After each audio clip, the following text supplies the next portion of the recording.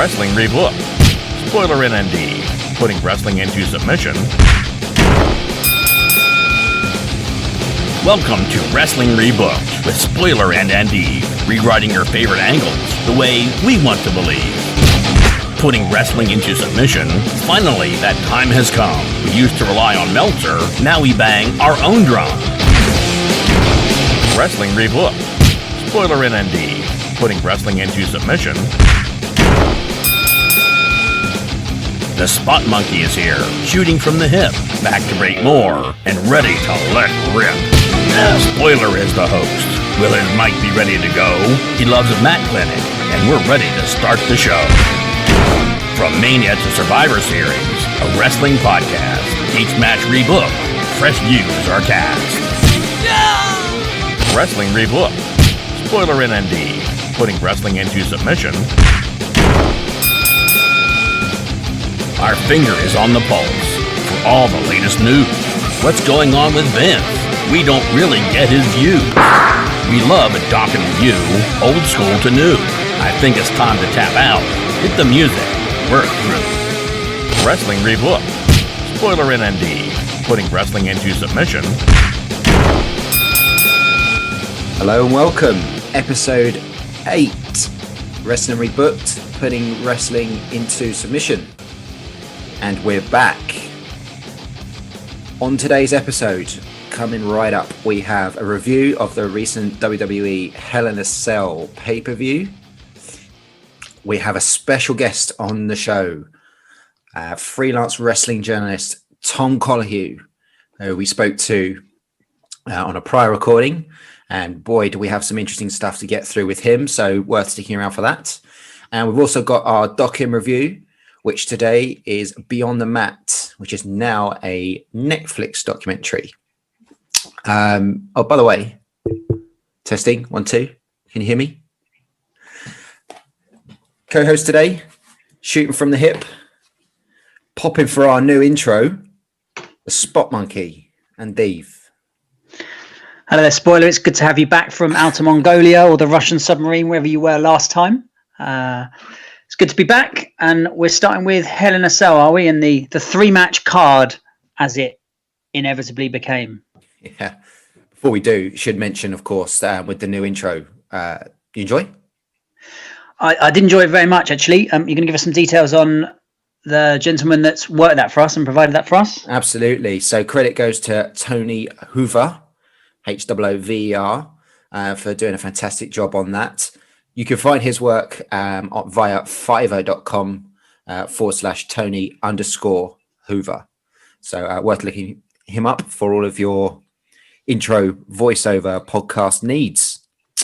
As always, of course, you can find us on YouTube, Twitter, and Instagram by searching Wrestling Rebooked or using the hashtag Wrestling Rebooked.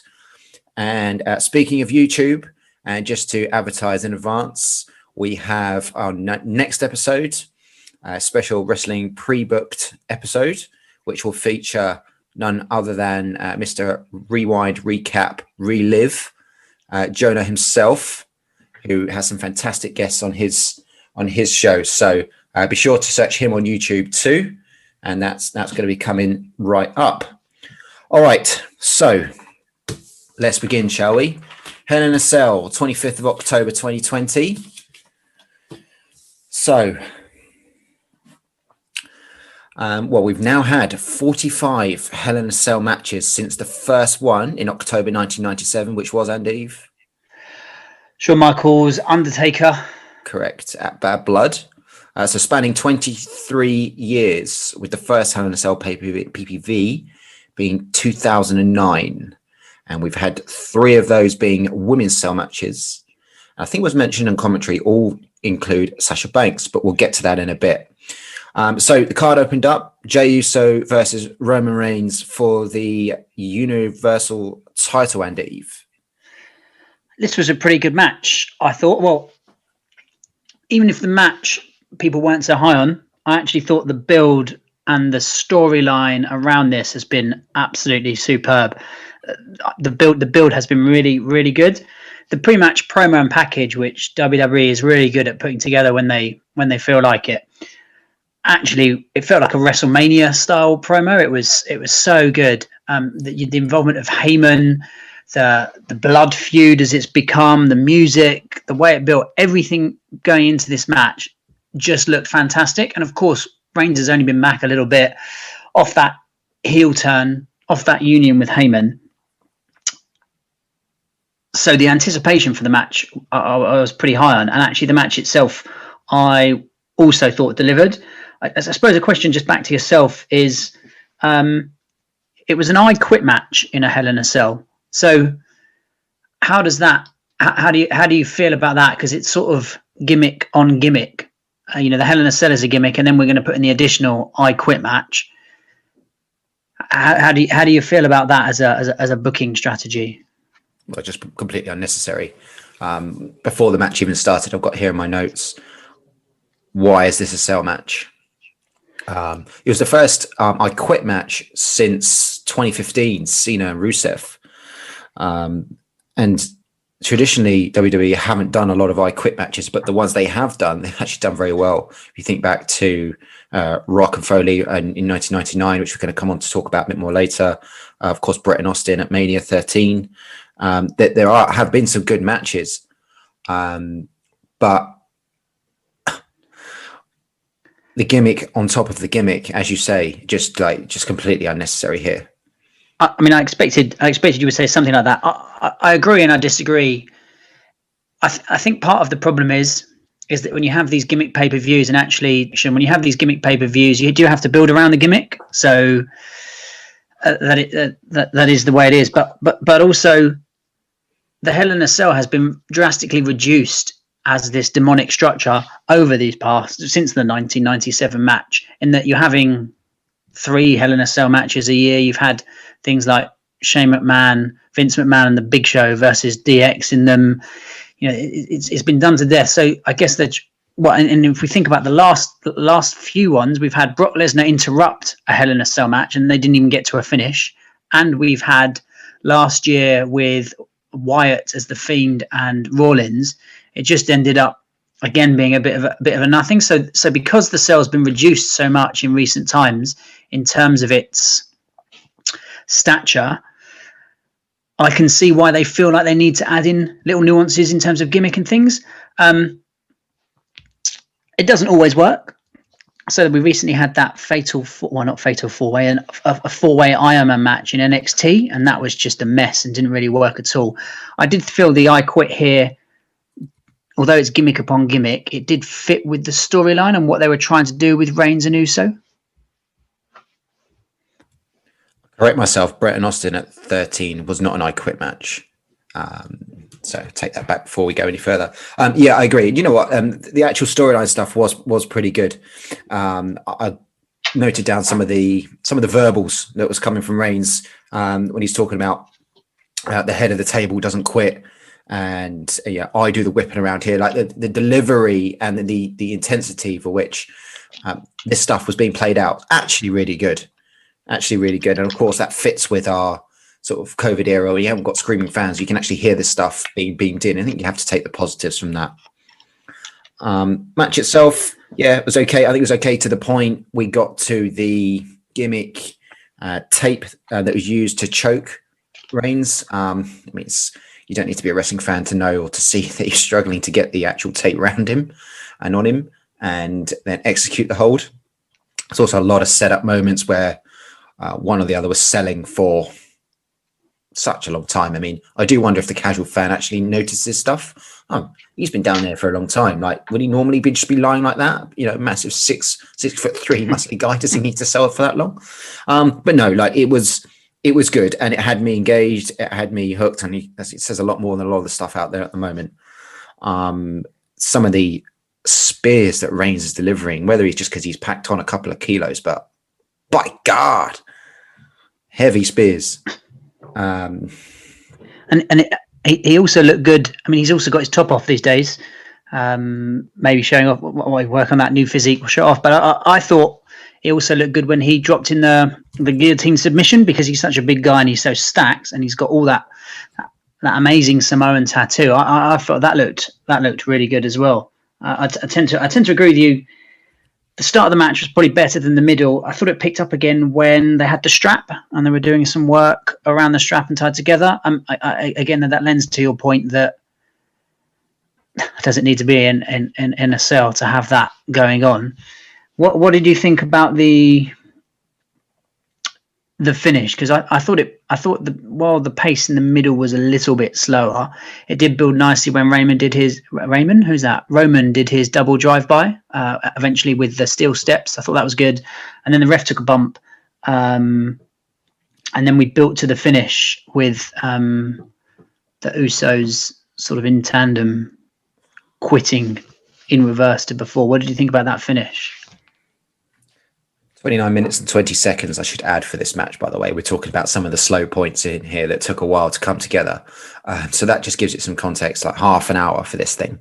Anyway, yeah. So when I first watched it, I was like, well, that's the same finish, isn't it, as the previous match? But if you follow the natural arc of the storyline, I liked it. It made sense. It fitted. And we got to where we needed to get to for this storyline. Fine. Happy with that. In terms of Rebooked, and then you asked about the actual finisher itself. I'm not sure I'm totally sold on that. Despite the fact everyone used to like to boo the hell out of him. Some of those, the spear combination Superman punch I still think, looks absolutely fantastic versus any kind of submission hold that Reigns might do. If you're rebooking it just doesn't need to be in a cage, does it? You can still have that story and create that narrative without it. Rebooking. Yeah. I think I agree with you. It doesn't need to be obviously in the cell, but given that it's the Hell in the Cell pay-per-view, then fair enough.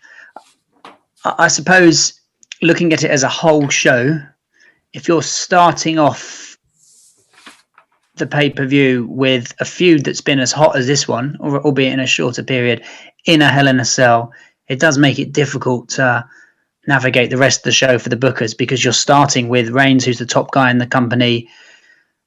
Okay, he's fighting a lesser opponent, but booking the show then does become a bit more difficult going on from there. How would I rebook it? I think mostly I'm okay with it. It has to be in the Hell in the Cell, then it's got to be in the Hell in the Cell. I think the most important thing now is the pre-booking rather than the rebooking, as it were, in terms of what happens next. I think what would be good is if the Usos now join Reigns and we get a bit more of a dynamic to that relationship, maybe where they don't want to support Reigns, but then they end up becoming bona fide heels and supporting Reigns. They did some really good work when they had their heel turn. I think that would be good. A good dynamic rather than just watch Reigns blast through competition for 6 months. Potentially, I'd quite like Samoa Joe to enter the picture, and I'm getting into a lot of pre-booked here, but he was talking on commentary, and it felt like we're waiting for him to come back into the wrestling scene. He was talking on commentary, and I thought he was pretty good.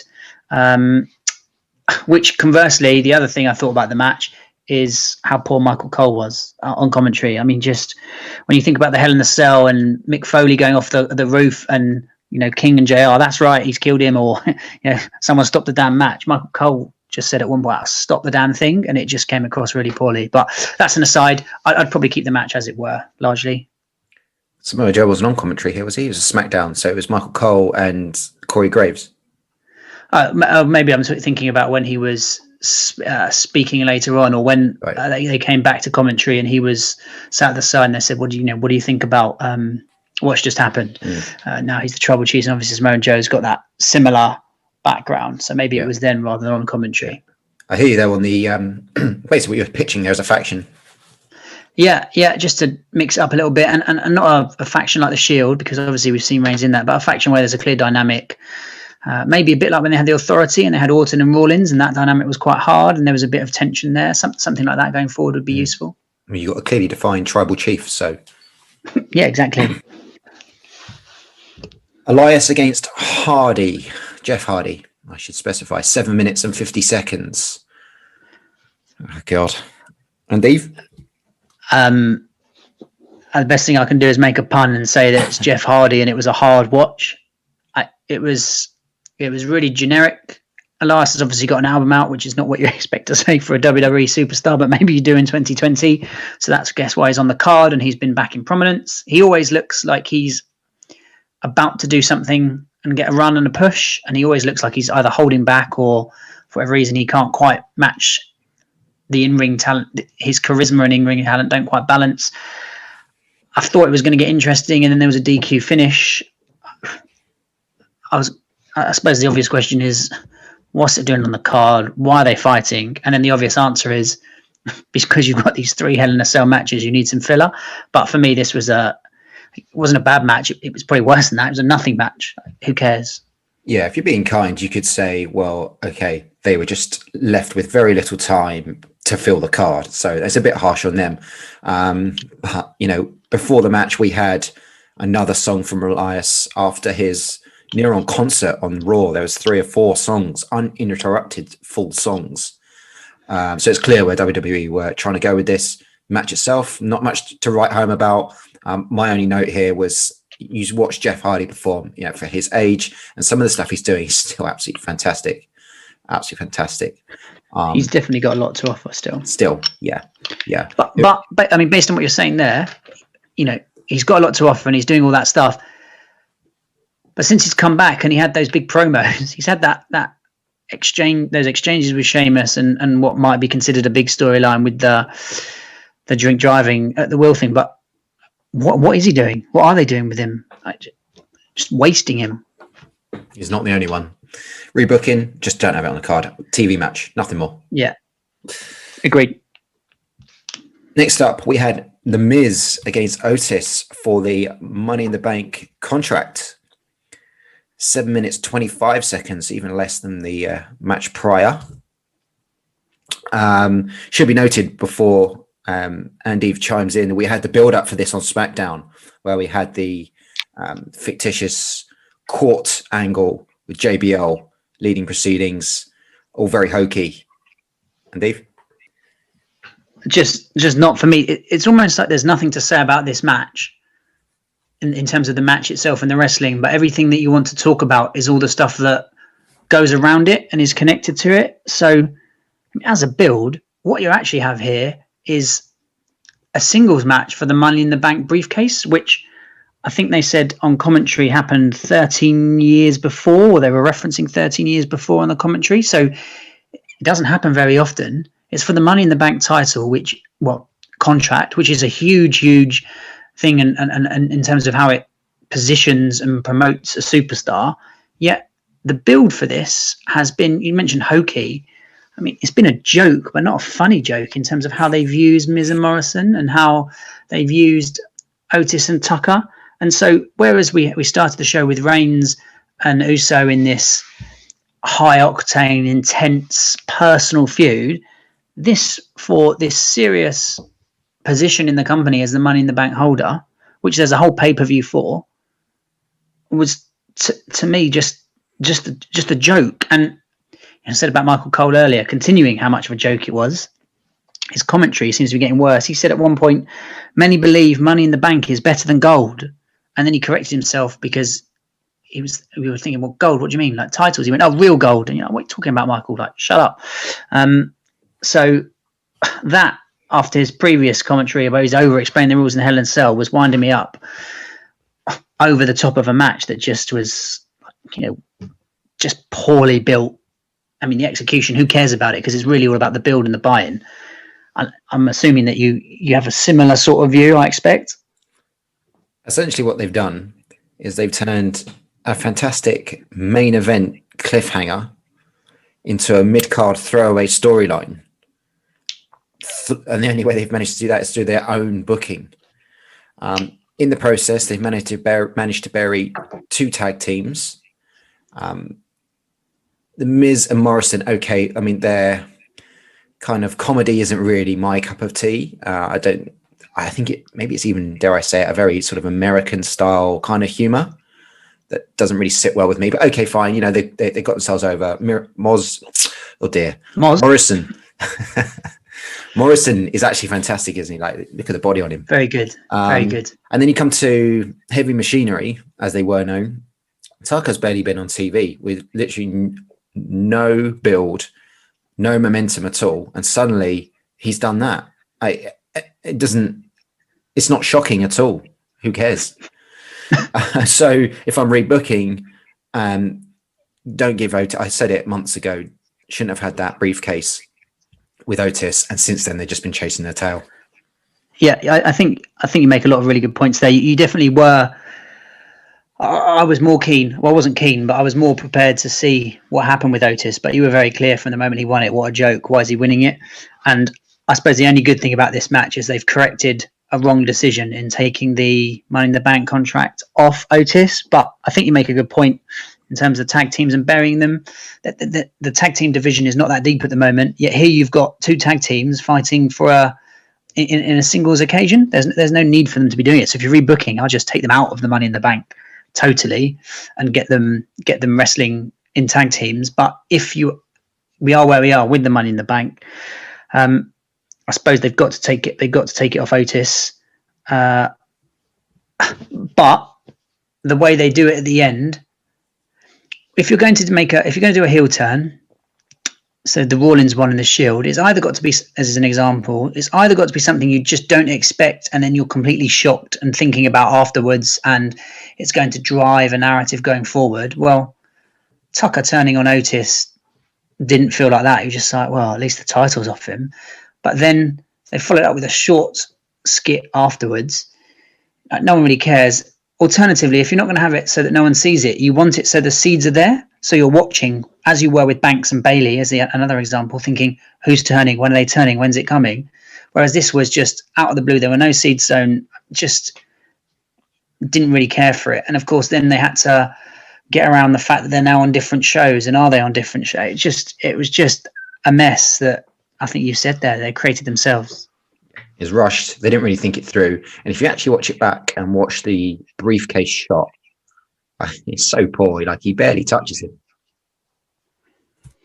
Yeah, and in terms of just boxing that at the end there, when they do the post-match promo or whatever, Miz actually buries everything that Otis has been doing in terms of, like, it's not a lunchbox, this is a serious title. And you're like, well, hold on. You know, words aren't deeds. We don't think it's a serious title because you've been pitching it with Otis with his lunch in it and Morrison running around. So the whole thing was just, it was poor comedy if that's what they were aiming for. Otis has been a comedy character. Now they're trying to turn it a bit more serious with the heel turn from Tucker and the splitting up of the two of them. But it's also for, like you say, the Money in the Bank title, which really should sit there just underneath the main event. I mean, if I'm rebooking it, I just unbook it, go back to Money in the Bank and unbook Otis, put it on anyone, even Corbin.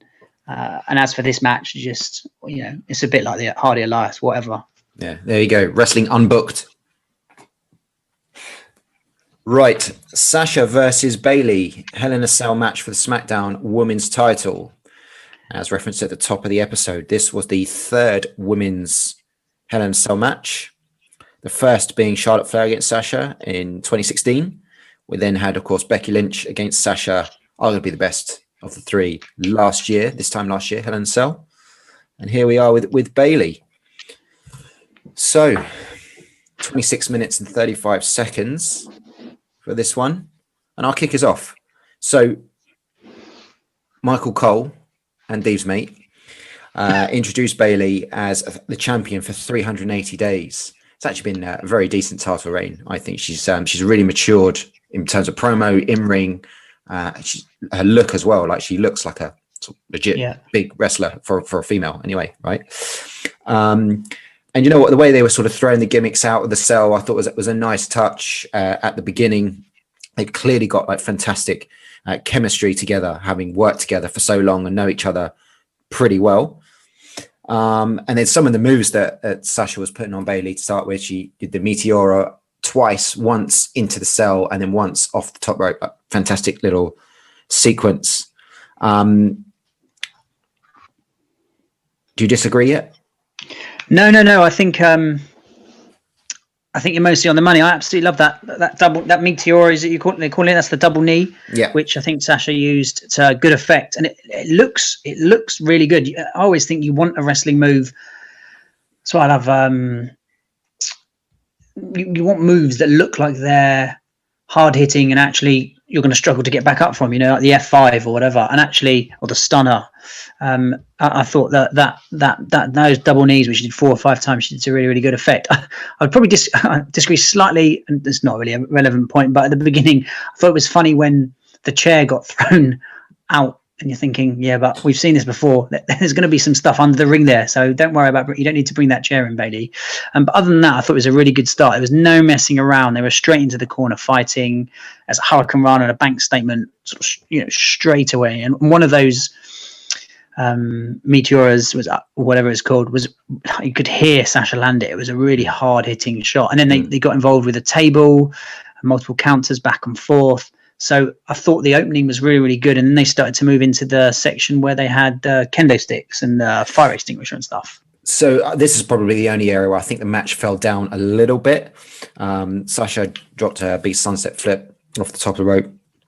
At that point, I was thinking, okay, this is actually quite an innovative way of doing things. But when Bailey couldn't undo the tape, to tie the kendo sticks together, I mean, clearly that's something they've sat there backstage and come up with, and maybe in practice that sounds fantastic, but in the heat of the moment, of course she's sweating, of course she can't untie the duct tape, so it didn't quite sit well.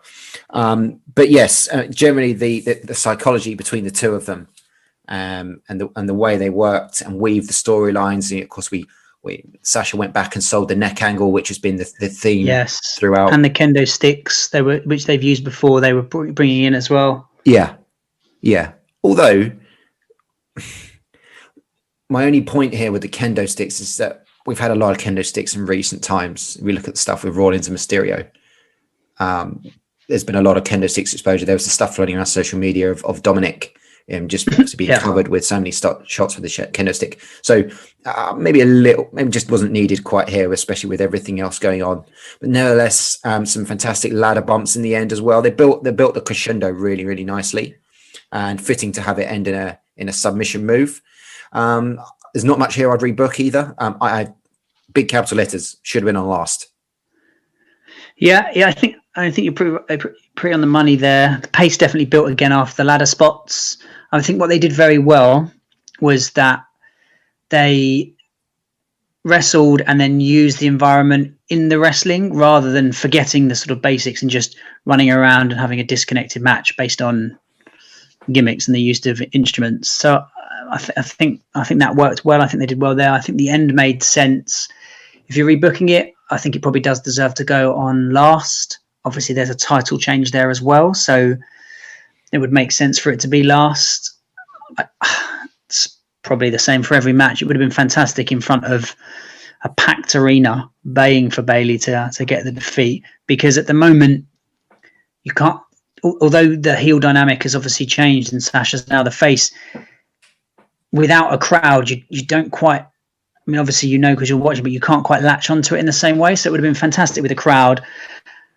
And it probably would also have been better if it hadn't have been on number 4 on the card, where they've already had one Hell in a Cell and then 2 matches where you're just sat there going, what's going on? So for the match itself, I don't think there's a lot you're going to change. I think you're just maybe changing the context around how it's been booked a little bit, maybe. Yeah, just a victim of the modern day product, though, isn't it? If you're going to have these cell matches, then something's got to give, I guess. Okay, next up, we had Bobby Lashley against Slapjack. Retribution. That was for the US title. We had a decent promo backstage from the Hurt Business, looking the part as ever.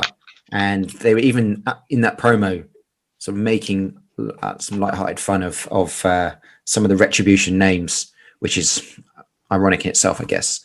But nevertheless, just 3 minutes and 50 seconds for this match. And we'll probably spend even less time talking about it, won't we? What they're doing, Retribution, and we talked about Retribution and Raw Underground and not injecting momentum into Raw. Retribution already feels like it's dead in the ground. Mace, T-Bar, and Slapjack. Why are they? What's that about? So the Hurt Business, having been heels for a long time, are they now faces, or are they just default faces because they're facing this Retribution group? They tried to turn it around on Raw the next night, I think, or it might have been in advance, where they said, "Oh, we don't need to win matches. we're Retribution, but I mean, you do need to win matches, otherwise, what's the point? Especially if you've been given contracts or whatever. It's been a poor use of Mustafa Ali. It's been a poor use of some of the talent that you've got in that Retribution. And 3 minutes. How they also lost on Raw the next night. How are they supposed to come back from this? Where are they supposed to go? It's already on its way out. It's already dead in the water. And the worst part is that they're facing Lashley for the US title. It should be a big thing, but actually it's just a joke thing. Rubbish. Totally. And I actually really like the Hurt Business as heels. And here we are in whatever this might be. The match was forgettable. Retribution now reduced to just sort of like a lightweight version of the former selves. The only way you get these guys over is to have them installing fear in people, and it's just not doing that. Like it actually started off all right, didn't it? When they first come in, the commentators are running away, the chains are out the ring, but you can't go from that to having 8-man tags on Raw that you lose. It just doesn't work. Rebooking, get rid of it. Delete, unbook. That's the new thing. You can rebook, pre-book, unbook. Just get it off the card. Think about the Retribution angle in a much better way, and really go all in on the Hurt Business. They keep starting. They've got a great look. They've got a great mouthpiece. The talent there. They've got high flyers. They've got legitimate credibility in Lashley. Just get the Hurt Business, unbook this match, get the Hurt Business doing something legitimate and proper against someone else who will give them a credible challenge. That beatdown at the end didn't help either, because it just ends up creating sympathy for them, which is stupid. Okay, that brings us to our main event. Randy Orton against Drew McIntyre for the WWE title. Of course, our third Hell in a Cell match on the card. And this just about eclipsed the Reigns Uso match, 30 minutes and 35 seconds, Andeve. Why do you think this went on last? Given the fact you've got Reigns, who's the company's main star, and you've got the biggest storyline in the country, maybe it is in the country, where's COVID as well, in the company, in Banks and Bailey. Why do you think they put this on last? I think you could probably reason this a few ways. So there's the title change, so that would eliminate Reigns going on last. If your criteria is okay, there's going to be a title change, let's make that last. Raw is the flagship brand, so they by definition probably want their title on last, and that title happens to be the WWE main title, which, correct me if I'm wrong, is something you've canvassed for in the past, where you've always wanted the WWE title on last. Well, not necessarily the WWE title. I think the heavyweight titles, so be it women's or Raw, SmackDown, that should be ending the show. Yeah. Okay, so by that criteria, you've got 4 titles then that could go on last. Is that what you're saying? Yeah. Okay. Yeah. So you got to pick one. So I think if Vince is sat there, he's probably looking at this, going, okay, here's Randy Orton.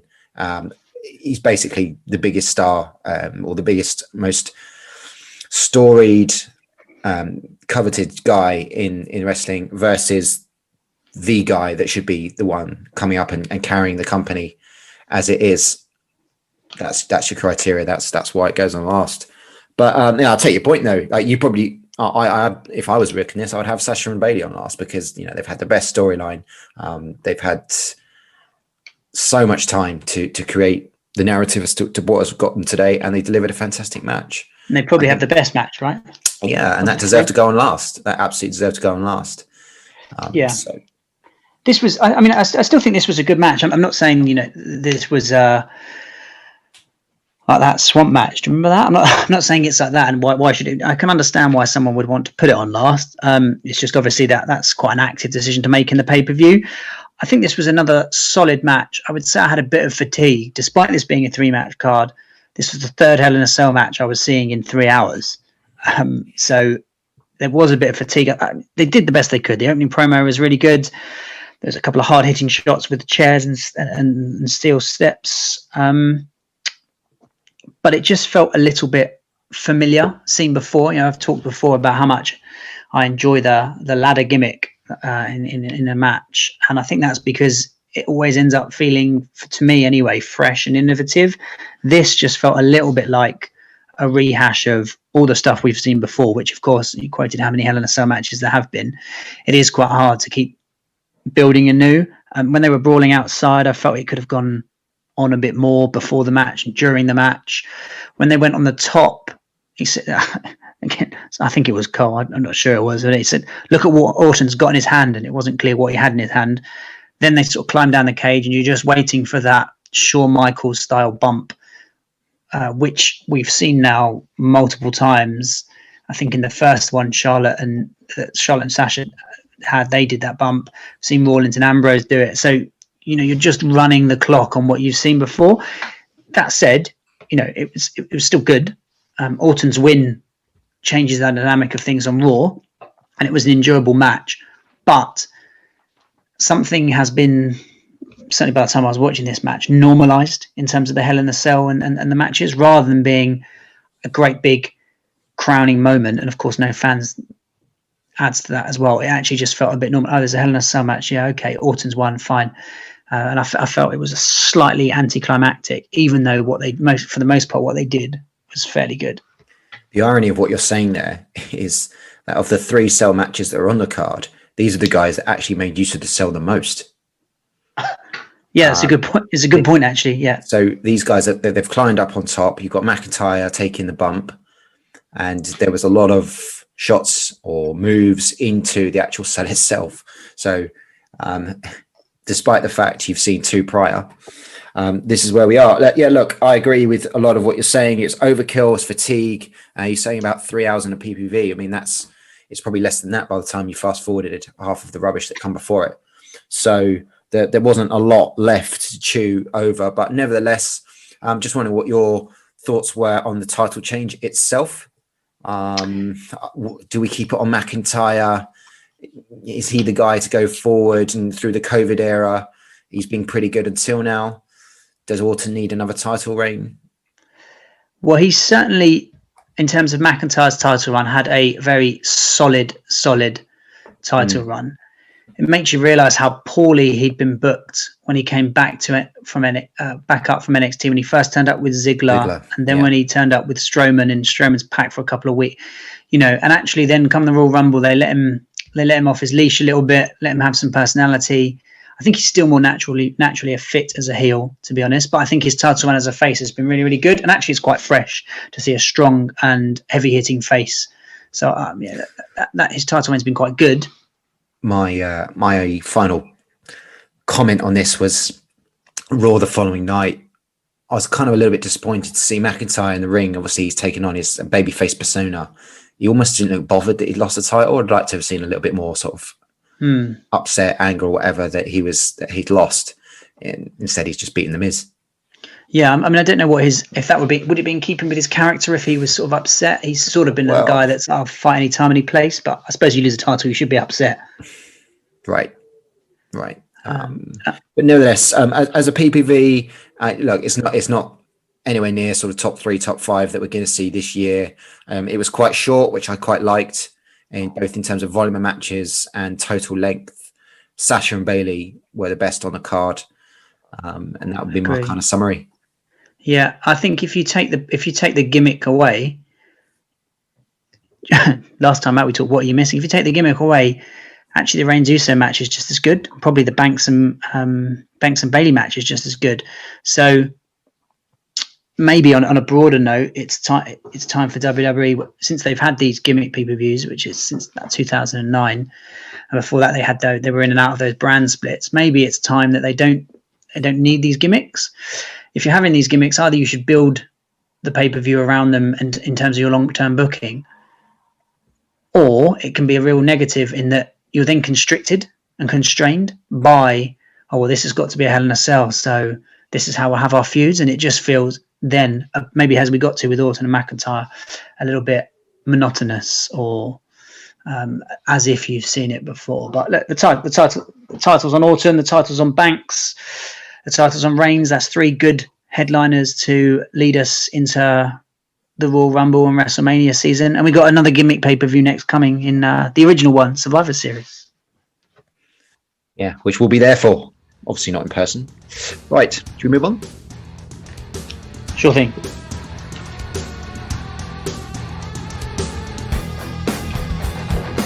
Right, episode 8, Wrestling Rebooked, and section 2. As ever, we've got our finger on the pulse, but today, with a slight difference, we caught up with a freelance wrestling journalist, Tom Colohue, who gave us some fantastic insight into the world of wrestling.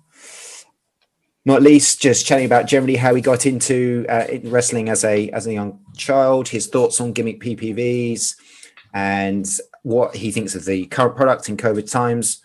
Also, some opinions on New Japan Pro Wrestling. So some really interesting stuff that we got into. So that was pre-recorded. So let's head to it now. Tom Colohue, thank you for joining us here on Wrestling Rebooked. How are we doing? Doing okay. Thanks very much for the invite. It's always nice to just talk wrestling. Absolutely. Good to have you on. Well, look, we'll get straight into it, shall we? Do you want to just tell us a little bit about your sort of wrestling background and how you started watching from, I'm assuming, a youngster, and kind of what you do now? Yeah, absolutely. It very much was as a youngster. It was back during the Attitude Era, the big heyday, when essentially wrestling would be shown on a Friday on Sky Sports. So Monday Night Raw would be shown on Friday, and we'd get a recording of it on a VCR tape come through the following Monday. So we were always a week behind. They were showing the pay-per-views live on Sunday nights on Channel 4, but I was always a week behind, couldn't catch SmackDown, had no idea what was going on.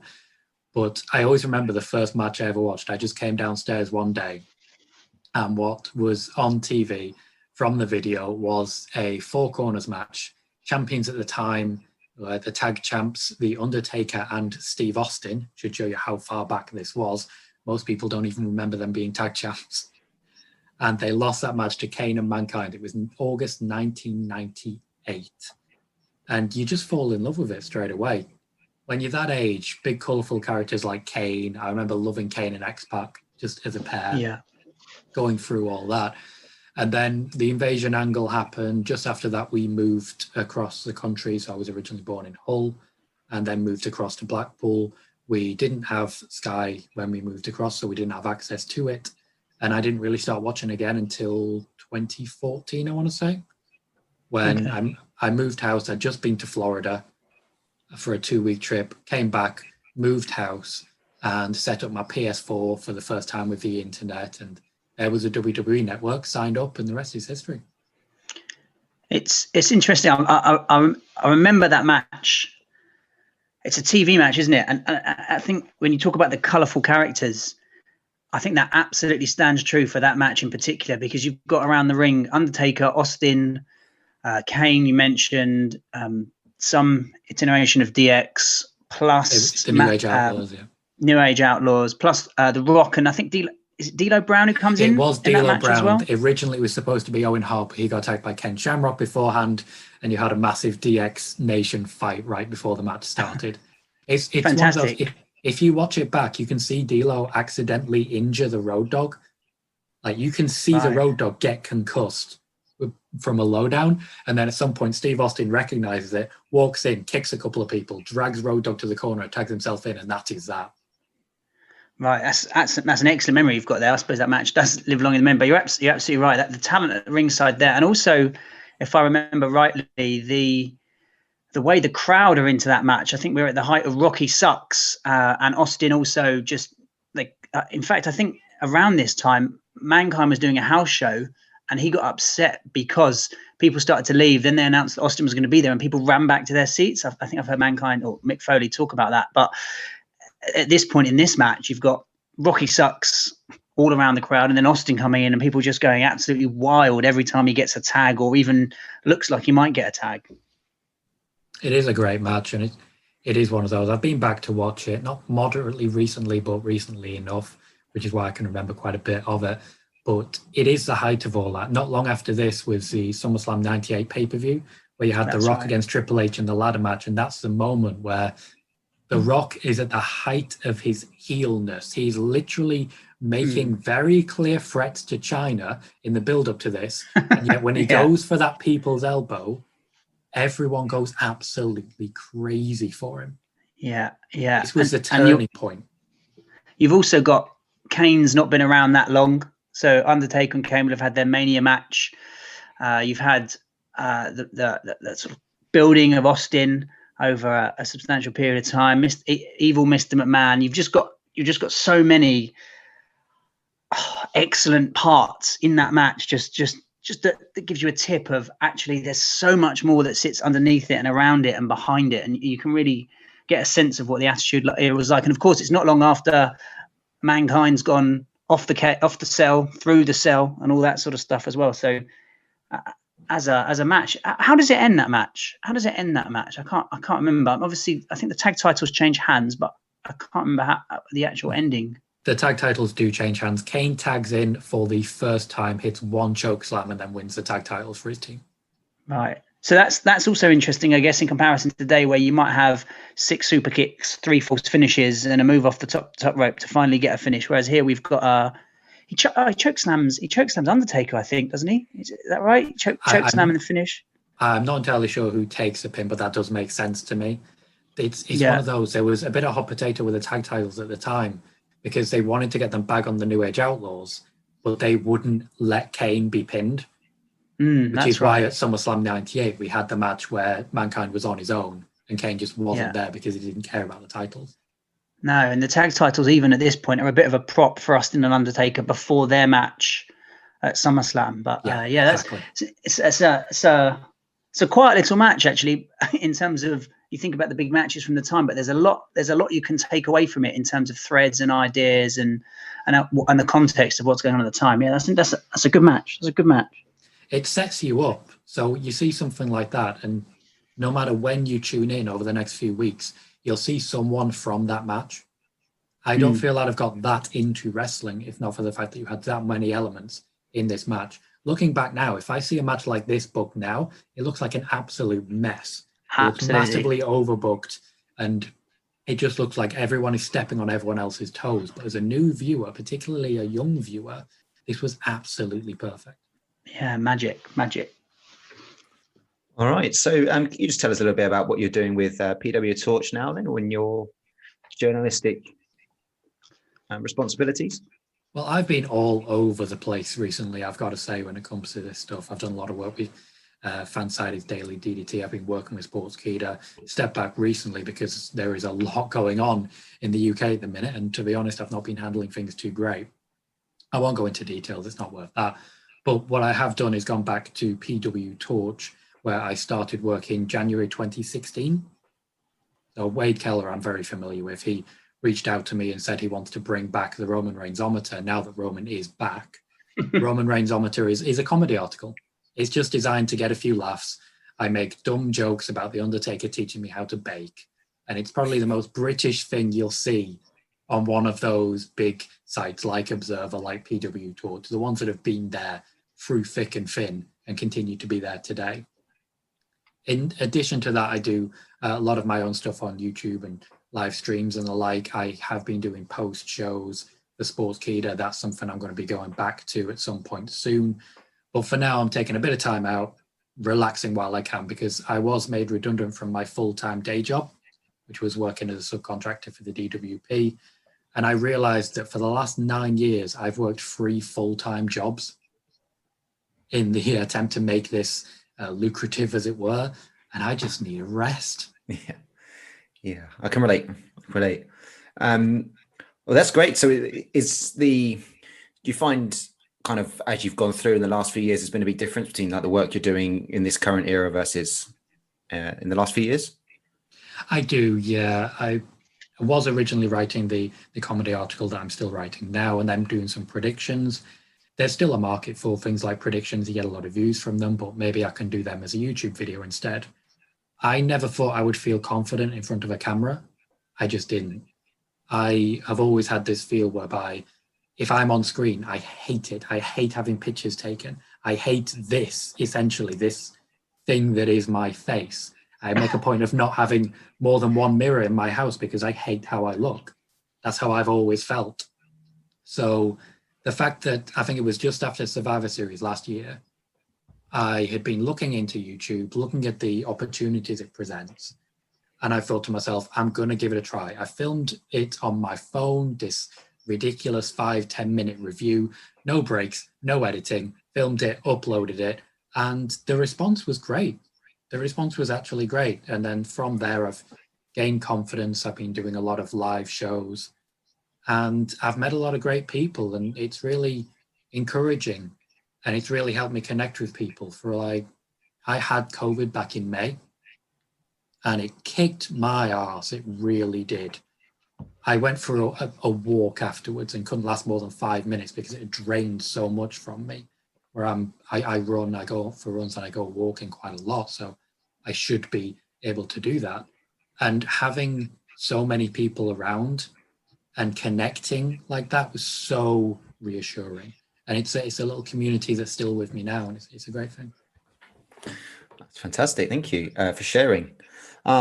So just moving on, did you watch the Hell in a Cell PPV from last week? I did admittedly not watch with too much focus on the 2 non-cell matches. Right. Because they just didn't quite grip me. I think Jeff Hardy and Elias, that storyline isn't really there. I know they're trying to do, but it's not really there. And then what's going on with Otis and The Miz, it's not caught my eye. It's not caught my attention. I don't think you're alone in that. I don't think I am, no. Whereas the cell matches, they really did. McIntyre Orton's been fun, even though they've stretched out for quite a while. And I think that's why we saw Keith Lee involved so much, just as a buffer to keep those 2 separate, because they knew how long it was going to go. Sasha Banks and Bayley, I don't think was the best cell match that Sasha Banks has had. I still think her match with Becky Lynch was probably the best women's Hell in a Cell, at least, and really stands there as one of the best Hell in a Cell matches. Becky Lynch versus Sasha Banks, when they propped up the chair with the kendo sticks, that was so clever. And it's nice that Hell in a Cell now has that variety, because the tag team Hell in a Cell between the Usos and the New Day, incredible match. Whereas, of course, the I Quit Hell in a Cell was more storyline. I can't say the match was that great, but little nuance and things like that. Hearing them talk to each other, I don't think if there was a live crowd taking the piss out of it, I don't think they would have connected in the same way. So but they just wouldn't have booked the match that way, right? Exactly. They wouldn't have done it. I think all of the storyline would have taken place outside of the match.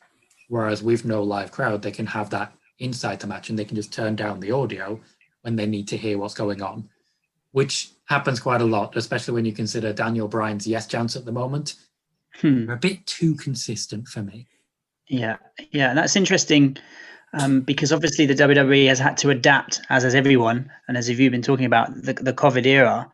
And so to start with, when they were in the Performance Center, a lot of it just felt a little bit flat. But as they've grown in confidence or adapted to the environment with the Thunderdome, with the Hell in a Cell, it means that they're able to, you talk about the nuances, but they're able to do little things that they wouldn't have been able to, the sound, so that you can have the wrestlers talking. And actually, of course, that's something the wrestlers have had to learn and build and do better, in terms of actually you're not talking to each other to book the match in the same way. You're actually talking for the fans at home, which is very different to a live crowd, where it's more about looks and the subtleties of body movement. Actually, now it is what you're saying actually carries a lot more weight, because there's no crowd, and that's reaching the audience at home. I think there's a few people who caught onto that pretty quickly. I want to say Charlotte Flair, her match with Rhea Ripley at WrestleMania was very vocal, and I think she really added a lot to it from that. Seth Rollins and Edge have really used their promos really well in the same way, really bringing the noise level down and speaking directly to the camera, which is not. So they've adapted, they've learned. There's been a lot of baby steps while they work it out. There's been a lot of borrowing from the competition as well, looking at what AEW are doing, looking at what New Japan are doing, who are way ahead of anyone else when it comes to getting crowds back. They have half capacity and they're using it really well. But Japanese crowds are a lot more well-behaved than US crowds, and certainly than UK crowds. I think UK crowds are known as the most boisterous, especially when you go to the NXT UK takeovers, which so far I've been lucky enough to go to all of them. And my God, do we make a point of getting ourselves over. Yeah, you did well to get tickets to all of those. They're sold out in seconds, in moments.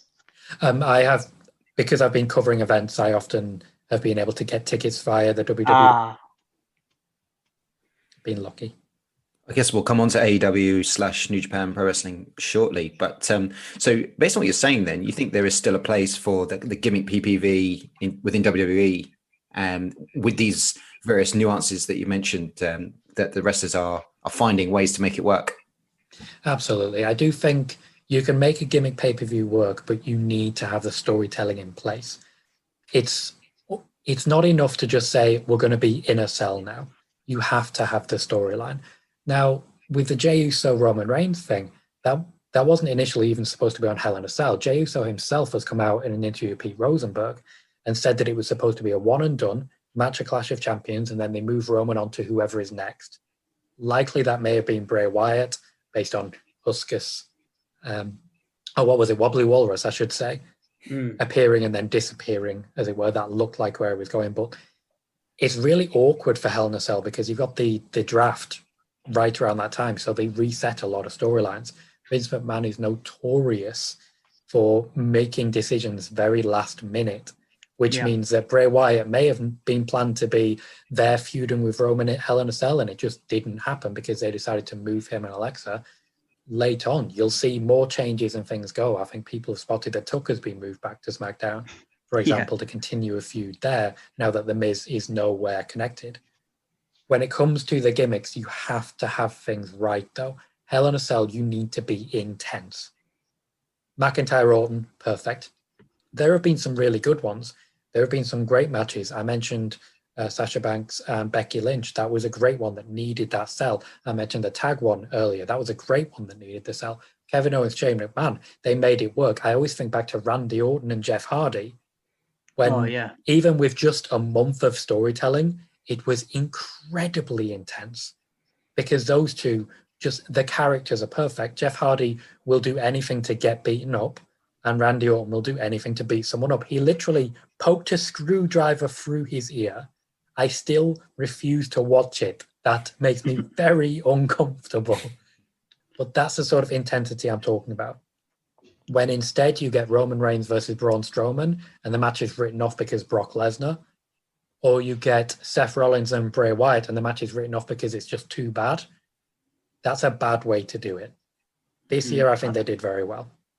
I think what you're saying there, what really rings true underneath that is wrestling is about storytelling. It's good narrative, good storytelling with good characters, good angles. And actually, if you're going to have gimmick PPVs, Money in the Banks and Hell in a Cells and TLCs, because that fits the network and how the WWE wants to run its business model, then some people might prefer gimmicks. Some people might prefer them how they used to be, sort of pre-2009. But you need to build the storyline in and around it. So if Hell in a Cell is coming up, then you need to make sure that there's some intense feuds going into that fit the gimmick.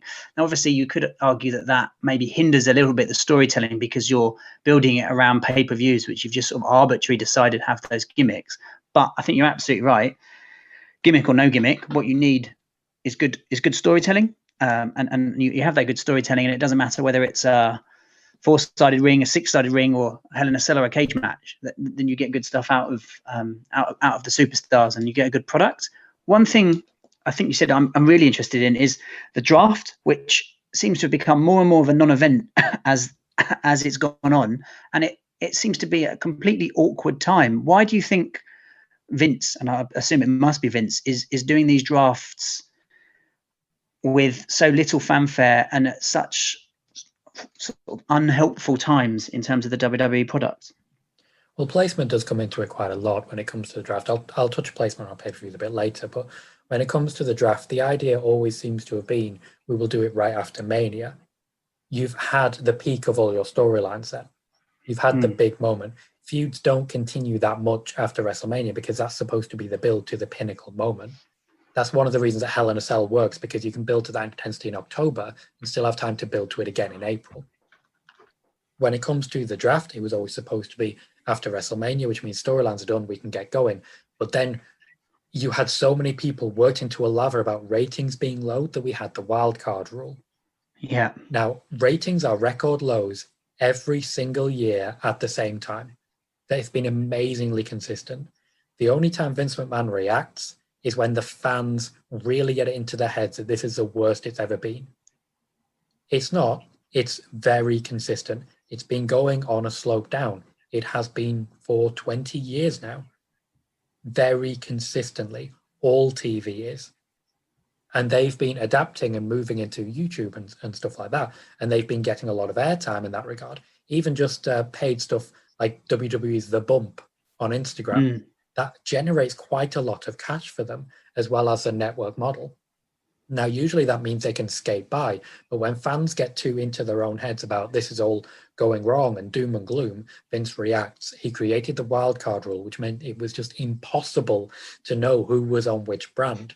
As they got closer to Survivor Series, they needed it firm. As they got closer to WWE on Fox, they needed it firm. Fox wanted a very clear line. These are the people we are advertising. These are the people who will be on our shows. And they wanted it for Survivor Series because they still want that Raw versus SmackDown versus NXT, even though this year isn't NXT. I reported on this quite a lot in the build to it last year.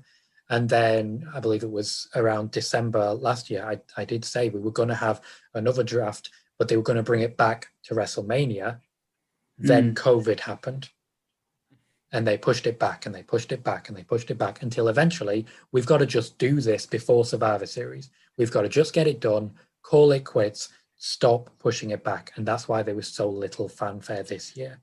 That makes sense, because it does smack a lot of that in terms of we're about to have a Raw versus SmackDown pay-per-view essentially, except 2 weeks ago people were on Raw that are now on SmackDown and people that are SmackDown. So where's the allegiance? And it doesn't. Last year they had a few cross brands where people were running in, or there was some sort of invasion angles.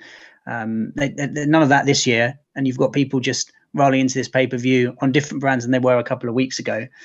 It does certainly smack of let's just get it done. Let's get it over with. It's been sat in the background here. Let's get it sorted. I also, one thing that was interesting was it was almost as though they finished one SmackDown 1 week, they launched the next week, and they're like, it's the season premiere of SmackDown, and you're thinking, well, hold on a second. It's pretty similar to how it was last week, just with a few different people. So I guess Vince has that in his mind in terms of Fox and the direction that they want to take the show. But it did seem a sort of it does seem to reduce in terms of importance every single year. And this year, it seems like the least important milestone it's ever been. Pretty much. It depends how much effort they put into it. The season premiere concept is something that Fox wanted them to do. I talk about the way they've been adapting recently. I don't know how familiar you guys are with SEO or search engine optimization. Mm-hmm. They've been very clever with this recently. They've been very bright about it. I did a report on it on my YouTube when it came to the greatest wrestling match ever. That was pure branding. So that if you search for the greatest wrestling match, you're not going to find a Kenny Omega Kazuchika Okada match. You're going to find Edge versus Randy Orton. That's why they kept drilling it. It's why we've seen Matt Riddle's name changed. And it's one of the reasons we see a storyline with Jeff Hardy where he has a car crash because he's supposedly drunk and under the influence. Because now if you search for Jeff Hardy DUI, you get a storyline. That's more likely to pop up at the top of Google. I did a full analysis of this. But this also is why they do things like season premiere. Because when you launch the new show, or when it's the beginning of a new season, you always get more ratings because it's easier to find. It's more excitement. They do more advertising for it. Right. So it's branding. It's that same old stuff you get from politicians where it's, okay, keep it down to 3 simple to understand words that everyone can relate to. It's stuff like that, which is just really easy to search in a search engine. The thing is, in this era, how switched on do you think fans are to that? I mean, you know that. You've enlightened us. Both our listeners that are going to listen to this podcast are going to find out, and they're going to learn that as well. But how generally do you think people are switched on to that kind of approach to booking wrestling storylines? It's hard to tell. When I first did the report on it, it did get a lot of traction from people who weren't familiar. It was quite high up on Squared Circle. There was a couple of other sites that picked up on it that had a lot more viewership on YouTube that I did, and it really helped the concept grow. And I have a friend who I go to watch New Japan with. We just hang out and we watch Japanese wrestling. And he said to me, oh, well, I heard it's because of this, which was funny because I'm the source of that. And he didn't realize, because the person telling the story, they become unimportant as the story goes on, as the story grows. It's quite a good moment for me knowing my name's out there because these things are happening. You have smart fans. You have a lot of smart fans. And whereas previously the smart fans are simply the ones that are aware of the difference between kayfabe and not kayfabe, now everyone's really aware. So while I'm here, maybe I'm one of the first ones saying this, maybe I'm not, doesn't really matter. But in the next couple of years, we're going to see more and more and more of it because this is what's lucrative now. As an example, I did research into YouTube and Brock Lesnar particularly. In the time that Brock Lesnar was away from the company, a video of him from back in 2002, 2003 had made the company about $80,000. Ooh. And it was a 3-minute video of footage that they already owned. The amount of time it would take to edit likely cost the company in wages $13, $14. And they made that much from it. This is where they're heading. So they want that SEO. They want people tuning in because of that. And it really doesn't matter if people are watching live anymore, because they still get the money from Fox. They don't care about the advertising revenues. They've already got paid. But if they can get people onto their YouTube, they're getting paid for the same thing twice.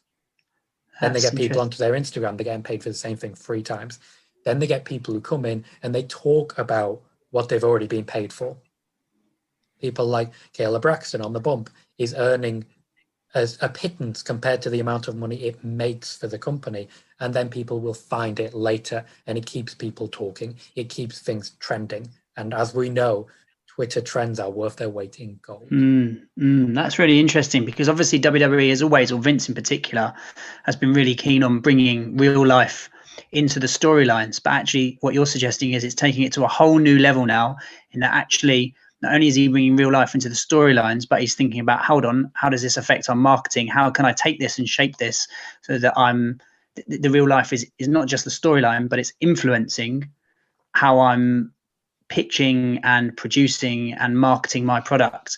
So that's very interesting. And I suppose that goes alongside the other thing you're saying, which Vince said to the shareholders, is about how he sees the product being consumed these days.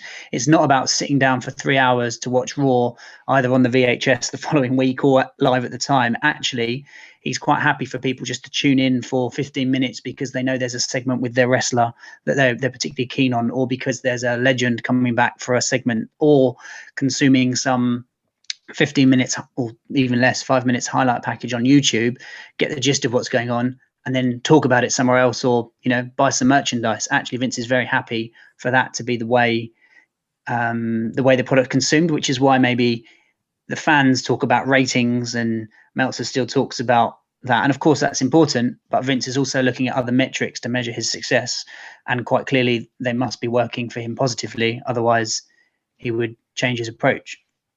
I completely agree with that. And ratings do still tell part of the story, and they should still be factored in, especially when you get to, for example, AEW versus NXT, that the ratings give them a platform by which to say we were better. And then that creates legacy marketing, which is essentially making something sound better than it was after it's happened. So even if AEW put on one of the worst shows they could possibly put on, if they get the ratings, they can make you think by not watching it that it was the best show you've ever seen. Yeah, or if they just get the moment. Yeah, exactly. And I want to cite a specific example here. One of the most successful storylines in the WWE in recent years was Bobby Lashley, Rusev, and Lana. Say it isn't so. That was genuinely one of the most successful storylines. WWE as a company exists to make money, and they made a ton of money. One of the most successful on YouTube, one of the most successful in clip shows. They reached a brand new audience who were interested in that sort of reality TV. That's why they've got stuff like Total Divas. It's not just to get out to a new audience, it's to suit an audience that they do not have. People who watch reality TV aren't necessarily watching wrestling, but they know who the wrestlers are because they watch Total Divas. Millions of people watch that. Millions of people watch Total Bellas. You've got people like The Rock, who even by association brings fans in just by being a wrestler formally. And of course, his appearance at Impact Wrestling certainly ruffled a few feathers. Yes, I bet. Does lead nicely into a question I was going to ask you about the kind of impact that COVID has had, and how WWE plans to grow new audiences. And I guess this is one way, right? No one's going to shows, and the diehard fans are going to be the diehard fans. And you look at AEW's ratings and they're not going anywhere. Okay, they're not going down, but they're certainly not going up either. So how do the wrestling companies actually draw new blood? And this is how, right? Pretty much. It's a very difficult thing to do at the moment, draw new fans, especially with no one able to go to shows. It's especially difficult because the way they've always gained new fans is usually hereditary. The biggest thing when it comes to wrestling is if you're a wrestling fan, your kids become wrestling fans because they're exposed to it and things like that. And I remember my niece was 10 years old, and for my birthday, she bought me a Roman Reigns card. It was for an 8-year-old, but she scribbled out the 8 and put 31 in it because it was my 40th birthday. She has no real interest in wrestling, but she knows I'm a fan of it. So she's watched some of it. We sat down and we watched a women's Royal Rumble, for example. I thought that is a good way of smashing all the different wrestlers together, right? This one's this one's this, bit of storytelling about this, see who she's interested in. And because of that, it's difficult right now to just get fans to the arenas, but there are ways that people can still connect. Things like Instagram, Twitter shares, retweets on Twitter go a long way, and they expand and they grow and they get billions of views. Whereas a wrestling show live may only get maybe 2 million views. They get billions of views on Twitter and on Instagram. They get everything they could possibly need to generate new fans. And that's why when you're watching a show, you don't need to actually be live watching a show. If you watch the WWE's Twitter feed, you will know everything that's happening. Everything. And that makes maybe the network a bit less lucrative, but it ensures their future. And SEO, search engines and things like that are a huge thing for that. John Cena hosting Ellen is a big thing for that. And that's a big thing that anyone can learn from. Even a podcast like Wrestling Rebooked, things like that are how you grow and how you gain a new audience. It's how you phrase your titles, the keywords you hit, how you connect with people, how many people you have who retweet.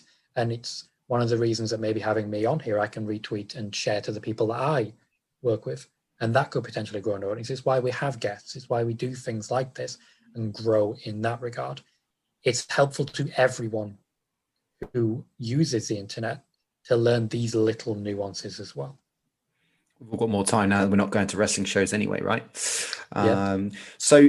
All right, just moving on then to things of non-WWE. You've touched on AEW and New Japan briefly. Where do your interests lie there in terms of either wrestlers or storylines that you have been enjoying recently? Well, I've watched some of AEW. I can't say I've watched it particularly religiously, just because it comes at an awkward time. I don't usually watch NXT all that much, to be honest, because when it comes to wrestling, I am more into the sports entertainment side than the wrestling side. I am more there for the storytelling than two guys in a ring just punching each other. AEW must be right up your street then. Exactly. AEW, when I watch it, does capture that because you have that bit more comedy, that bit more intrigue, that bit more introspect. And you have that bit more bodacious ridiculousness, that bit of tongue-in-cheek that MJF, Chris Jericho, Orange Cassidy, the wild and the unknowable, things like that. And even to some degree, John Moxley has been like that in the way that he's delivered himself. He's been that that character beyond, that thing that goes above and beyond and just expands so incredibly into something new and something original. For me as well... Go ahead. I was going to ask if you think then that all of the above, some of the recent stuff with Jericho and MGF is generally good for the industry to have the kind of the singer song dance stuff and the all the shticky stuff. Oh, absolutely.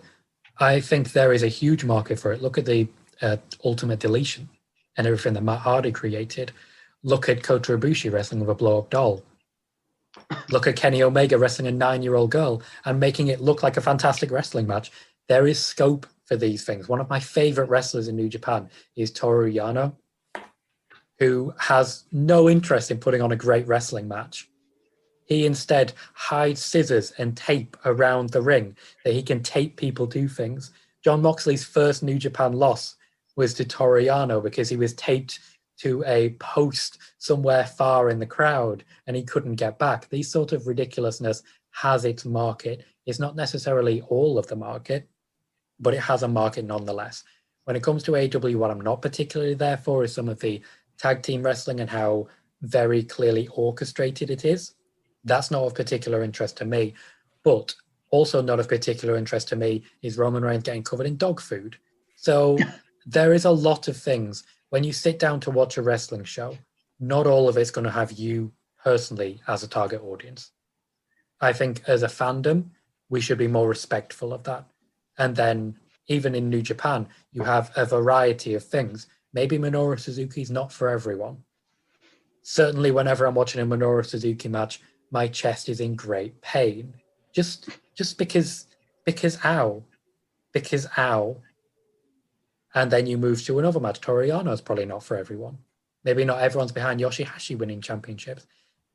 There are so many different wrestlers and so many different wrestling styles. If you can sit and watch a 2-hour show and find something for you, you've cracked it. That's very interesting, actually. That because I'm probably very guilty of doing the reverse of that and sitting watching a show and thinking, no, this is not what I want to see. I'm not into this comedy. No, this is stupid. Why are they doing that? No, I don't want to see X, Y, or Z. I want this card to be like this. And in fact, even the podcast is called Wrestling Rebooked because I want to see it in the image and the way I've thought about it. Actually, what you're saying makes a lot of sense because we're not watching. It's not a football team we're watching. It's a product. It's sports entertainment. It's a theatrical production, and maybe we should be more tolerant, receptive, appreciative of the different styles and the different parts, and realize that actually, like you're saying, actually, that's a good way to think about it. If there's something for you on the show, if you can enjoy parts of it, then actually that's good enough. And maybe we shouldn't be sat there with an angry face on, screaming at the TV because it isn't back-to-back 5-star matches all the way through. So I think that's a fair point, actually. And I'm probably guilty of not doing that. To be fair, even if it was back-to-back 5-star matches, as a guy who's there for the entertainment and the storytelling, I'm probably switching it off. To be completely honest.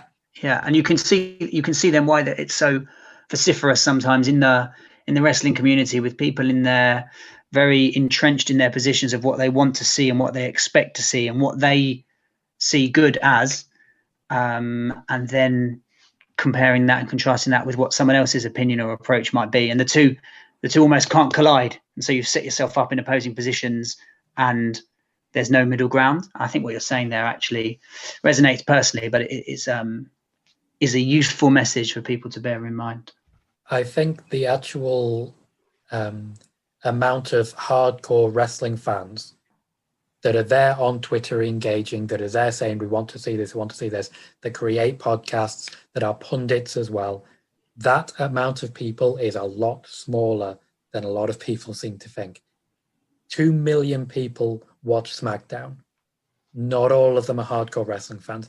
A lot of them are casual fans who maybe tune in to see Sasha Banks. Sasha Banks is a particular draw, for example. Maybe tune in to see Roman Reigns. Maybe tune in hoping to see The Undertaker. Yeah. It happens sometimes. You see Shawn Michaels appear, you see Ric Flair appear, you see Christian on Raw recently. Maybe people tune in because they like a bit of horror. So they're tuning into Raw to watch Bray Wyatt and Alexa Bliss. And how many of them are families sitting down to watch because that's just what families do. They sit down and they watch it. The actual hardcore wrestling fandom, if we all got our way, then viewership would completely tank because there'd be nothing for the casual viewer.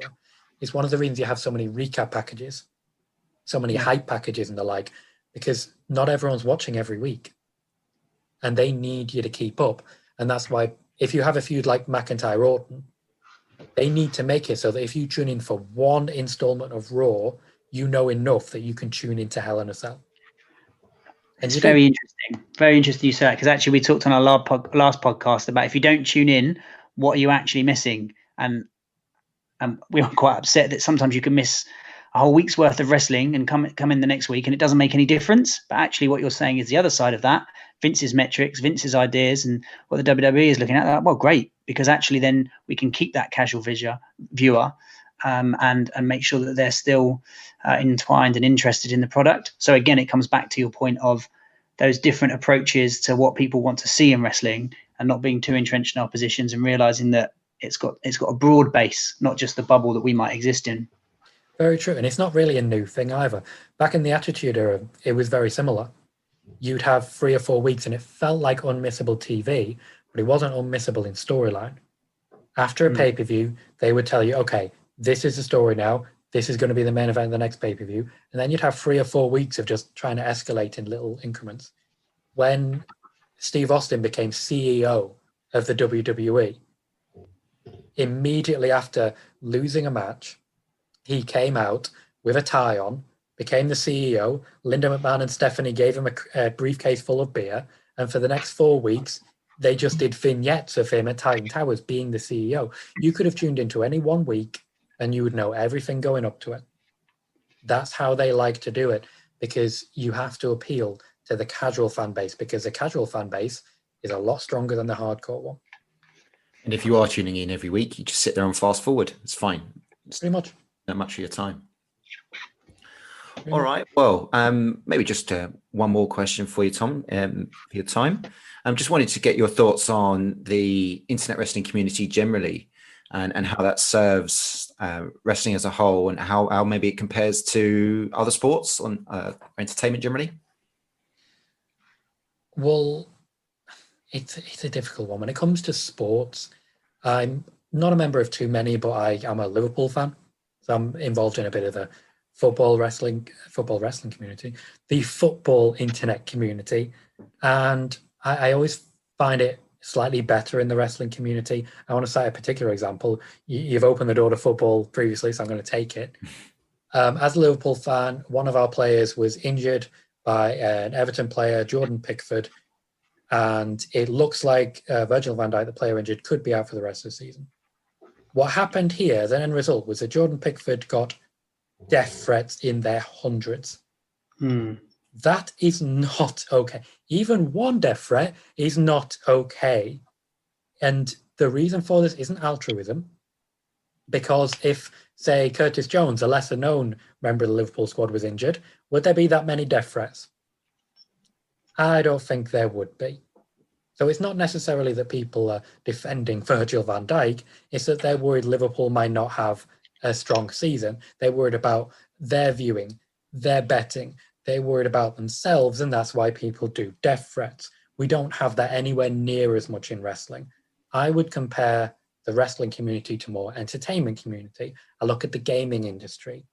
I look at Eurogamer streams, when there's a lot less death threats, but there's still a lot of people saying, oh, women can't do this. Despite the fact that if you're watching a Eurogamer stream, women clearly can do this and can do it pretty damn good. I look at Angry Joe, who has been relentlessly told by his fan base, and if you do anything other than that one thing, we are angry. But if you only do that one thing, we are also angry. Sounds like wrestling fans to me. Sounds like wrestling fans. And there's one of my favorite things is Roman Reigns at the moment. Because if there were fans, people would be cheering the heel. Because they're right. Fans for years have been saying, we need to turn Roman Reigns heel. But if you turned Roman Reigns heel, it would be a failure because you would cheer him. Dolph Ziggler, when he turned heel at Apollo Crews, people were chanting and cheering one more time. Look at Becky Lynch turning heel on Charlotte Flair. Yeah. Massive, colossal failure. The reason Dean Ambrose turned heel on Seth Rollins during the night that Roman Reigns announced his leukemia was because at any other time, Dean Ambrose would be the face. That's just how it falls. And that's the internet wrestling community. More often than not, they are setting the storylines by their reactions. And here we are with Roman Reigns. You've been proven right. You've got what you wanted, but you have to boo him now. Do you think the internet wrestling community plays even more of a role now in this COVID era? Oh, absolutely. When it comes to the audiences setting the agenda, we've had some of the most interesting and compelling storylines out of this. The Becky Lynch storyline was fan-driven. That's IWC at its best. Kofi Mania, fan-driven. And that keeps going. We had Triple H and the McMahon family stood in the ring saying, we're going to listen to you now. Nobody believed them. And then Becky Lynch got into the main event of WrestleMania. Kofi Mania happened. They listened. And they are still listening. You look at the response to Jey Uso and Roman Reigns. Jey Uso said it was one and done, but the fans responded and the fans made it happen. This is why we need to see more of this ilk, because there are times when the WWE doesn't listen. Rusev Day. They could have listened to Rusev Day. Rusev did get a push out of that, but it wasn't anywhere near enough. He got a WWE Championship match. He got to beat Samoa Joe and Daniel Bryan, people who were echelons above him in the totem pole. He got those moments, and he got to compete in the tag title scene as well. So he was on TV a lot more, but he didn't get what the fans wanted. He didn't get the top push. I'd have loved to see him win the Royal Rumble and go up against Brock Lesnar. That would have been really interesting to me. I'm happy with what we've got, though. Drew McIntyre is someone as well who has that massive backing. And it goes like that for me. There are times when the WWE doesn't listen, and then the wrestling community shuts up. Never go quietly.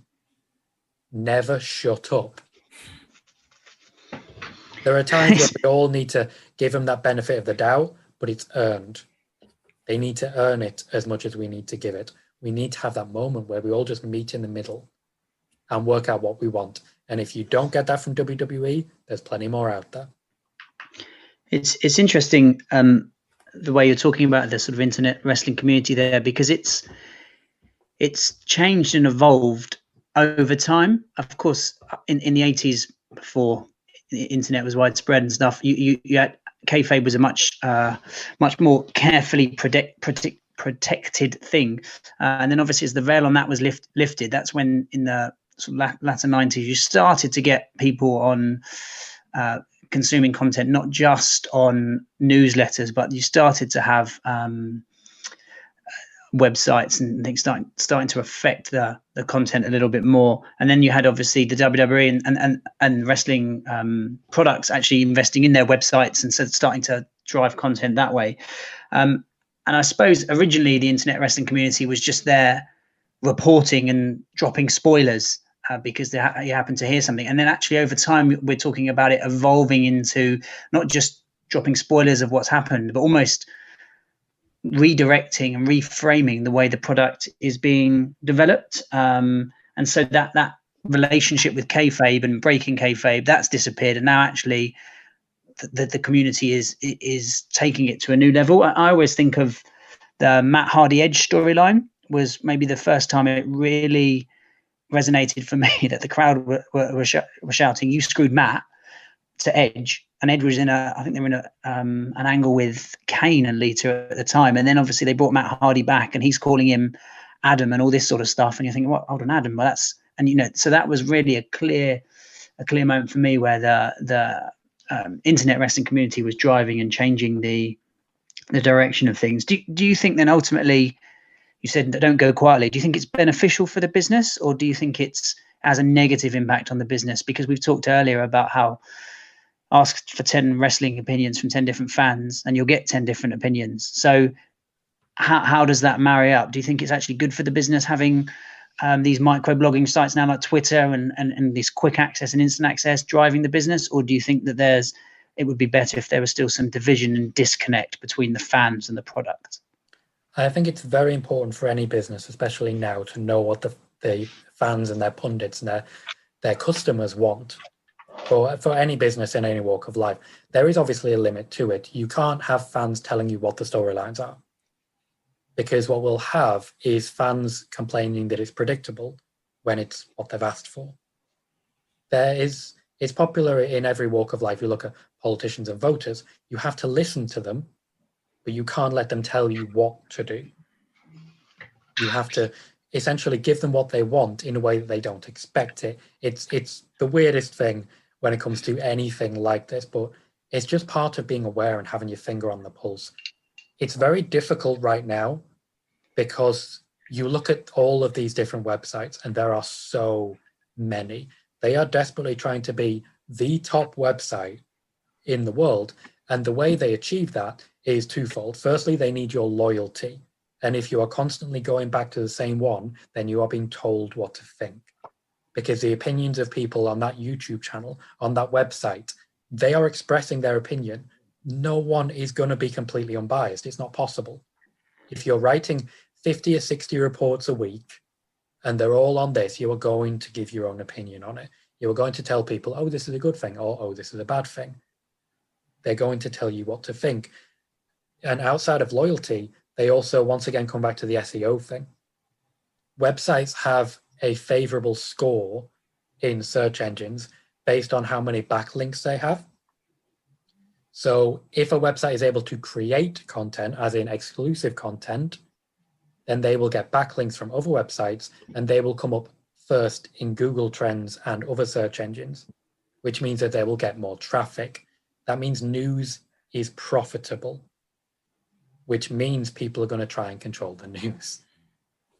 You look at Rupert Murdoch and his way of controlling the news, as it were. There are people like that in wrestling media. There are people who make up exclusives. There are people who rephrase things and say, no, but I reported this. And there are people who make little deals with other websites to try and get as much attention as possible. Once again, they are trying to lead the wrestling community when the wrestling community should be leading them. We as a wrestling community need to step back from all of this every now and then and just say, this is what I'm getting, this is what I want. And then it's up to the wrestling companies to be the one to provide that. This is the beauty of so much competition at the minute. If I'm not getting what I want from the WWE, I will go elsewhere. If I want to protest at the way they are using someone, for example, Roman Reigns, perfect example of this. There were years upon years of protests. How did they protest? They stayed in their seats, they bought their tickets, and they booed. It became fun to go to a show and boo Roman Reigns. People were specifically spending money on the WWE product in order to be negative to Roman Reigns. You're giving them exactly what they want. If you wanted to protest, then the second Roman Reigns appeared on screen, leave. Walk out of your seat, go to the lobby, wait until you hear the music saying it's over, then go back. I guarantee you those empty seats on TV are making them change. There are ways to protest. There are ways to say what you want. And when it's so overwhelming, like it was for Kofi, like it was for Becky, the WWE do listen. But it's very rare to be that overwhelming.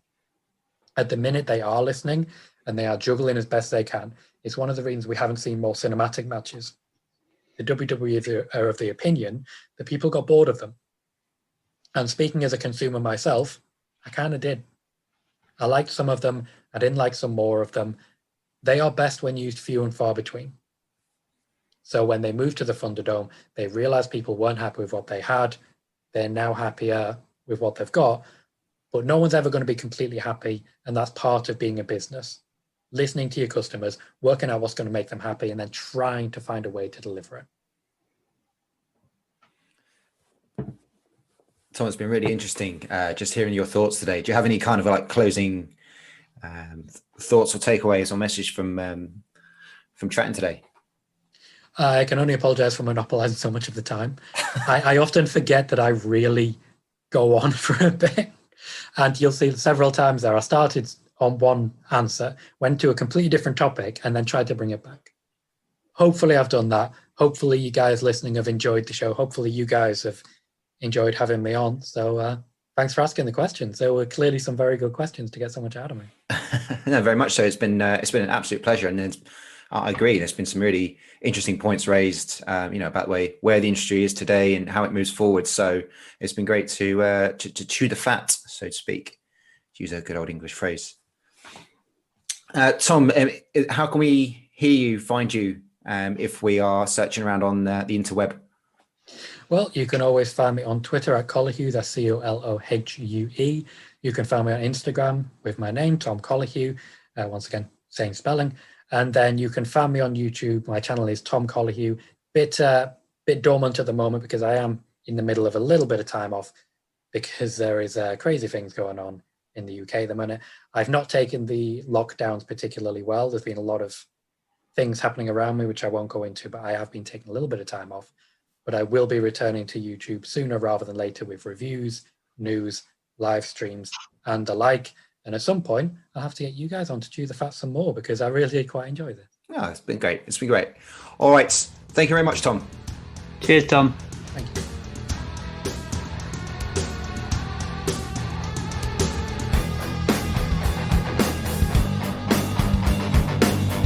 episode 8, Wrestling Rebooked, section 3. And as ever, we've got our doc in review. And today we're going to be reviewing the now Netflix documentary Beyond the Mat. So Beyond the Mat, which was originally produced and aired in 1999 by wrestling fan Barry Blaustein. I'm probably butchering these pronunciations, so apologies, Barry. He's generally known as a writer for Saturday Night Live and various films such as Nutty Professor. And the film kind of focused on trying to understand the mindset of why one would become a wrestler. And he focuses on 3 wrestlers, Terry Funk, Mick Foley, and Jake the Snake Roberts. And each have a kind of profile. And we, just looking over the documentary, really saw some similarities between Dark Side of the Ring, the 2 seasons that have recently aired, and Wrestling with Shadows, which was in the same time period a couple of years prior. You enjoyed it, Andeve? It was good. It was good. We also talked on this on previous podcasts about we looked at the Undertaker documentary, which is very polished, which was very, very WWE influenced. Obviously, it's produced by WWE. Whereas this was almost underbooked, underfunded, understated. And actually, that's what really gives it its shine, because you're then watching it knowing that you're seeing something that's more raw, more to the heart of the matter, rather than something that is the PR or the marketing version. So I hadn't seen it before we decided we were going to talk about it on this episode. I enjoyed it. One thing before we get into the episode, I wondered is he says at the beginning, I don't know why I like wrestling. I just always did. And I still watch wrestling. I just don't tell many people about it, which is interesting because I also like wrestling. And equally, it can feel like sometimes it's a bit of a cult thing, something that people don't talk about. So, and we also talked about it earlier on off with the finger on the pulse with our guest, Tom. What is it that got you initially into wrestling? That's a good question. I don't actually know. I remember watching wrestling aged, it was around 9 or 10, but towards the end of sort of primary school, as we call it in the UK. And I remember watching sort of, this is 93, 94, kind of Brett coming to prominence, post kind of Hogan era. And it was on, it was there. It was on Sky Sports around 4 o'clock after school. And it was just far more engaging than any other sport or any other entertainment that you could just sort of like get a hold of and grab and conceptualize what was going on. And that, once those kind of seeds were sown, it kind of stayed with me on and off as I got older. And it's interesting now to watch back some of the matches and look at these documentaries, and your perspective is totally different. Especially when we started looking at this documentary for this episode. And of course, the way they shoot documentaries now versus then, it's polar opposites. Okay, this is a WWE documentary, but nevertheless, in 1999, documentaries was just beginning to come to prominence, and the business was beginning to become more exposed with the onset of the internet, which, of course, again, we talked about with Tom previously. So it's interesting the time space that this sits in. 99, ECW, probably at its peak that it's going to be, if not past, Attitude Era, and here are all these dark documentaries, or this particular dark documentary that really starts to dig down on what's going on behind the scenes. And probably the most poignant example of that is the Mick Foley match against The Rock, Royal Rumble 99. Anyone not seen it, I suggest it's just worth watching and then comparing to what's going on today, just to get a comparison as to how bumps are taken. You get the WWE version where you see obviously what's going on in the ring on the WWE network or wherever you watch the matches. And then in this documentary, we've got a camera angle on Foley's family. And that's when you see like the real reactions. I think that's what people were actually sort of in the reality era, people enjoy reality reactions and things. And that's actually what's really interesting. A young Noelle Foley, of course, and she's now deeply involved with WWE, reacting to her father and the shots that he's taken. and then you see them being taken out. And that's where the similarities kind of link back to Wrestling with Shadows. All of a sudden, the creative films are going, actually, I think we've got something here that probably bigger than we originally set out to produce. Yeah, that's interesting. That match is well known for the number of, and they talk about it in the documentary, the number of headshots that Foley takes. And when they were scripting it, and it's classic Foley, I suppose, he takes unprotected headshots, not just 2 or 3 times, but it's in double figures to end the match. Absolutely brutal. And that's when they show the family. And of course, at the end of the documentary, he then takes that footage to the family to watch. And Mick Foley says, having seen that and seen what I put my family and children through, maybe I don't continue on this path, for much longer. And I think that you said it's Rumble 99. Yeah. So Foley has a sort of brief retirement-ish the following year. Yeah. When he gets retired by Triple H, he still comes back at WrestleMania, but then he starts to become more sporadic. So I wonder how much influence this actually had, or that actually had, on Foley and the sort of second part of his career. Yeah, interesting. Just looking at it from a business perspective, maybe from WWE or WWF as it was then, Vince's perspective, his issue with it, and he's quite vocal in the media about how he stopped letting cameras in after not long during the filming. There's some initial shots at the start where you can see what's going on backstage. Of course, this is all brand new at that point. Why do you think Vince didn't like it? I think it's the way, he's meant to be a megalomaniac in terms of his control and what he likes his wrestlers to do and not do. And we've seen that more recently with Twitch and social media and everything that Vince is now pushing there in terms of reining in what superstars are able to do and allowed to do. I guess what he doesn't like is he must know how murky aspects of what is happening are and how potentially problematic they are.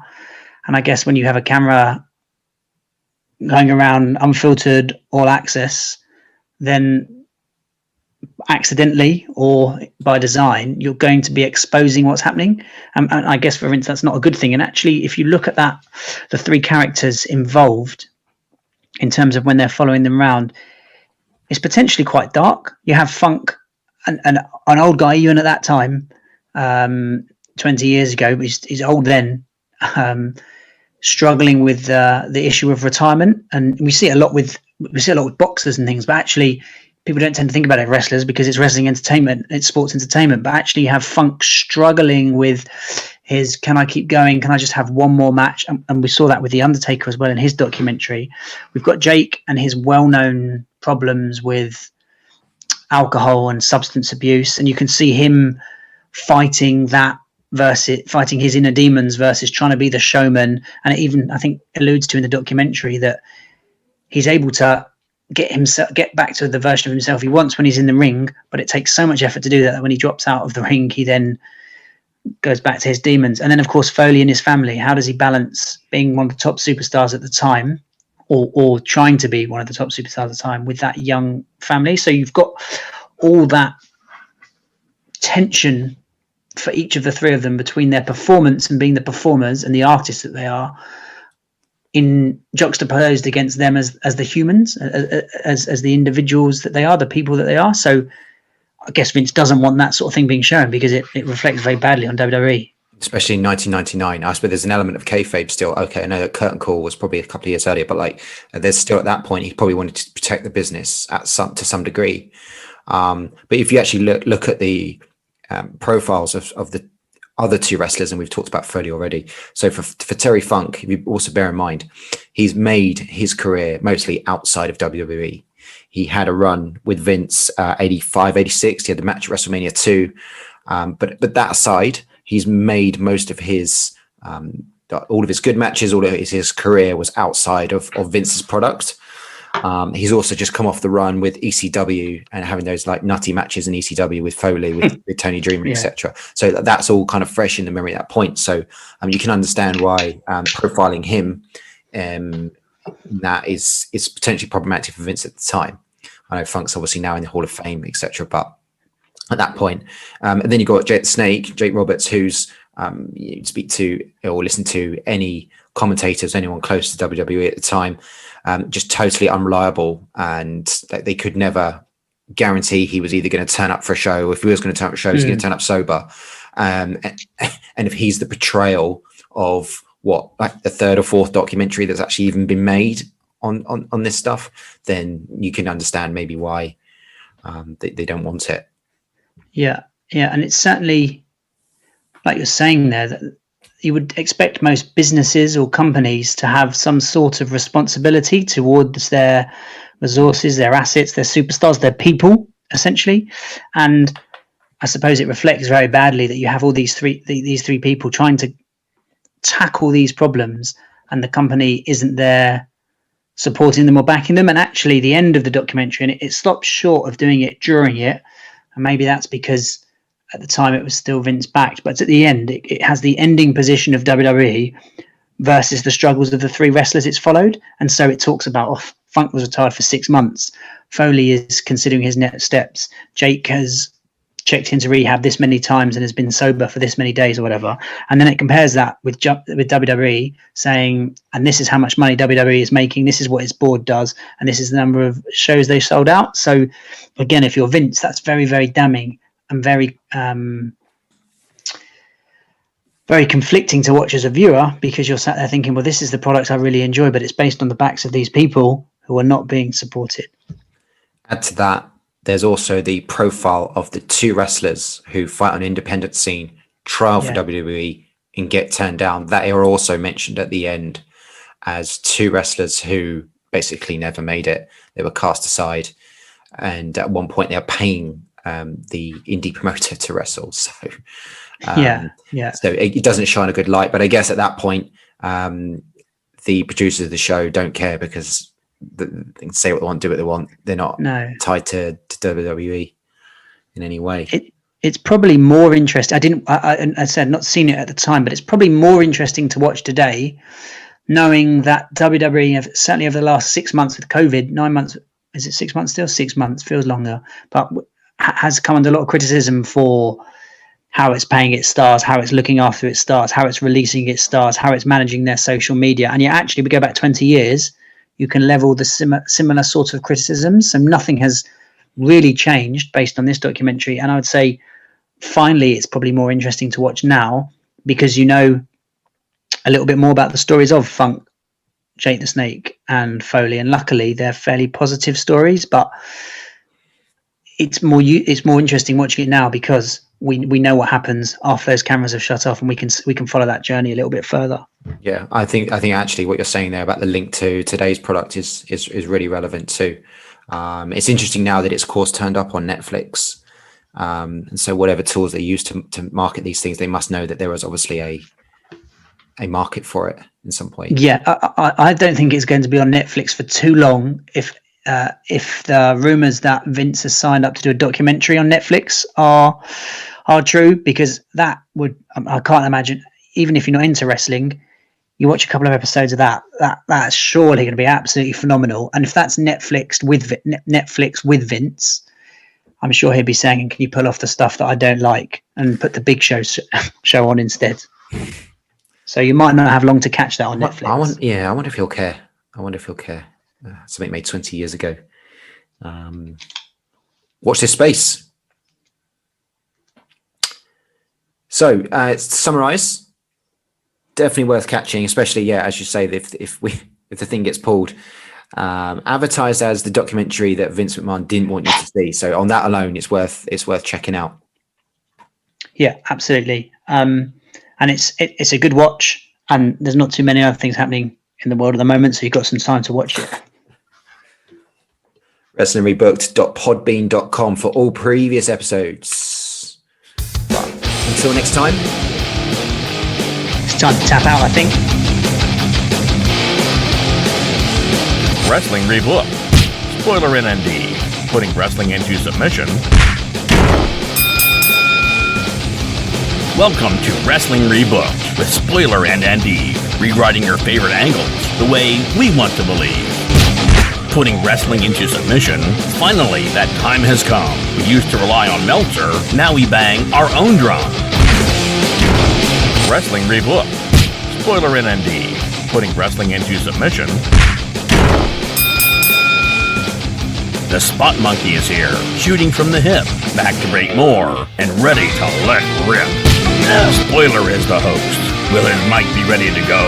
He loves a mat clinic, and we're ready to start the show. From Mania to Survivor Series, a wrestling podcast. Each match rebooked, fresh views are cast. Wrestling Rebooked. Spoiler in Andeve. Putting wrestling into submission. Our finger is on the pulse for all the latest news. What's going on with Vince? We don't really get his views. We love a doc and review, old school to new. I think it's time to tap out. Hit the music. We're through. Wrestling Rebooked. Spoiler in Andeve. Putting wrestling into submission.